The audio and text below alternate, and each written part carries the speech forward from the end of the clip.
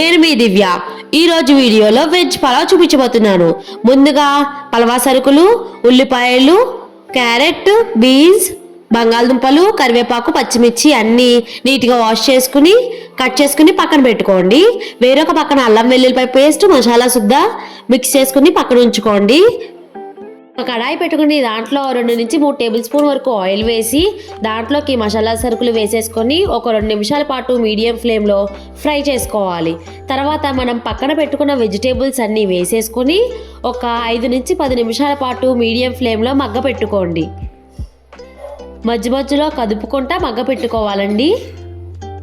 మగ్గిన తర్వాత దాంట్లోకి 1 టేబుల్ స్పూన్ అల్లం వెల్లుల్లిపాయ పేస్ట్, 1 టేబుల్ స్పూన్ మసాలా వేసుకుని పచ్చివాసన పోయేంత వరకు ఫ్రై చేసుకోండి. తర్వాత 1/2 టేబుల్ స్పూన్ పసుపు వేసి ఒక ఇంత రైస్కి 2 ఇంతలు వాటర్ పోసుకోవాలండి. అలా వాటర్ పోసుకున్న తర్వాత దాంట్లోకి సరిపడా ఉప్పు అలాగే ధనియాల పౌడర్ వేసుకుని ఒకసారి కలుపుకొని మూత పెట్టేసి ఒక 5 నిమిషాల పాటు మీడియం ఫ్లేమ్లో మరగనివ్వాలి. మరొక పక్కన బియ్యాన్ని వాష్ చేసుకుని పక్కన ఉంచుకోండి. ఇలా వాటర్ అనేవి మరుగుతూ ఉన్నప్పుడు బియ్యం కూడా వేసేసుకొని ఒకసారి మొత్తం కలుపుకొని మూత పెట్టేసి విజిల్ పెట్టి 2 విజిల్స్ వచ్చేలాగా చూసుకోండి.